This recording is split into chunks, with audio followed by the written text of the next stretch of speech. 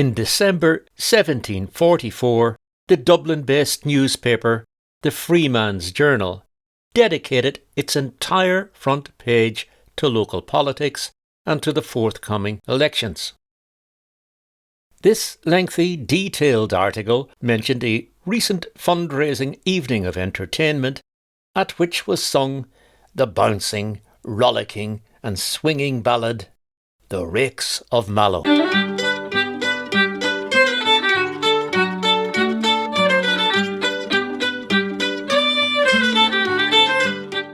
Authorship of The Rakes of Mallow is sometimes attributed to Edward or Pleasant Ned Lysa, the barrister and ballad writer from County Clare, but this is mere speculation.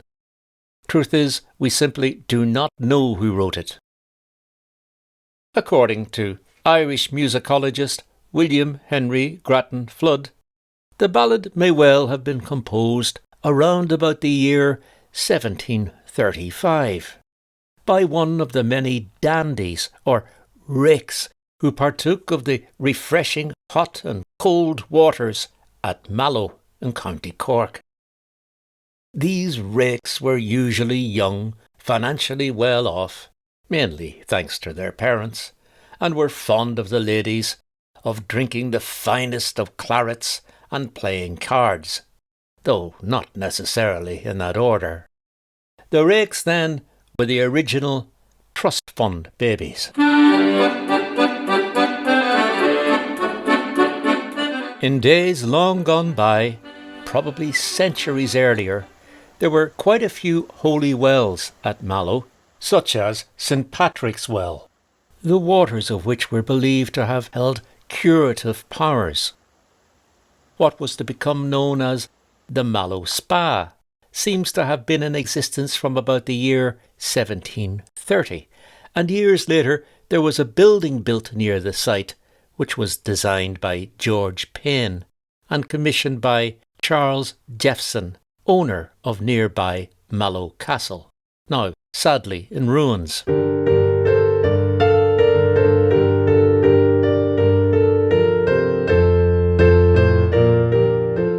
It appears that Charles Jeffson thought the curing waters and springs at Mallow could rival those of the English towns of Bath and Bristol, and he hoped that Mallow Spa would attract the right sort of tourist. In the mid-1730s, a building called the Long Room was added to Mallow Spa, and this became the venue for dancing, drinking, and God knows what other types of roguery. We know that some of those rakes who had a particular liking for music were occasionally treated to grand concerts in the Long Room, some of the performers being Philip Percival, president of the Dublin Academy of Music, and the acclaimed Irish harper John Murphy.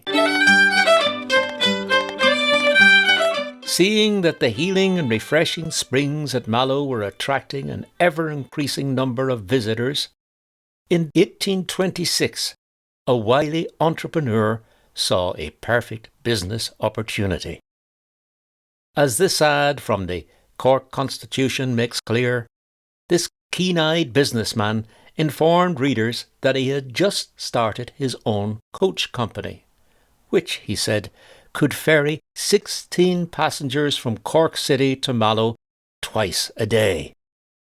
The journey, he added, would last about 2.5 hours, and the coach would be christened the Rakes of Mallow.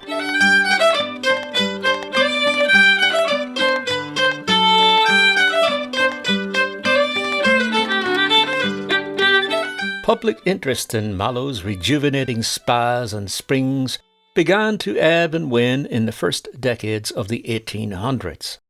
And it's interesting to note that the Rakes of Mallow Coach Company only lasted for about 10 years, unlike the raucous ballad which would last forever. As for the rip-roaring tune that accompanied the Rakes of Mallow, it was published in Burke Thumos' 1746 work 12 English and 12 Irish Airs. But the tune's title underwent some changes, being subsequently published as The Rakes of London, The Rakes of Mallow, and The Rigs of Mallow. The original Rakes of Mallow ballad attracted the attention of Carl Gilbert Hardebeck, the London-born blind musician who lived out most of his adult life in Ireland.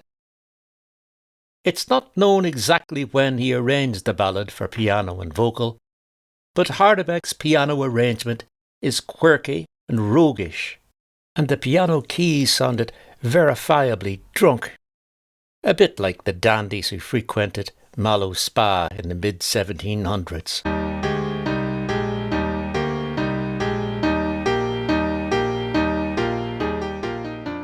We'll end our story with The Rakes of Mallow, as arranged by Carl Gilbert Hardebeck. Bowing, belling, dancing, drinking, breaking windows, cursing, sinking, ever raking, never thinking, live the Rakes of Mallow. Spending faster than it comes, beating waiters, bailiffs, duns, Bacchus' true begotten sons, live the Rakes of Mallow. One time not, but bar it drinking, then like politicians thinking to raise the sinking funds when sinking, live the Rakes of Mallow. When home with Dada dying, still for Mallow water crying, where there's good claret plying, live the Rakes of Mallow. Racking tenants, stewards teasing, swiftly spending, slowly raising, wishing to spend their days in raking as at Mallow. Then to end this raking life, they get sober, take a wife, ever after live in strife, and wish again for Mallow.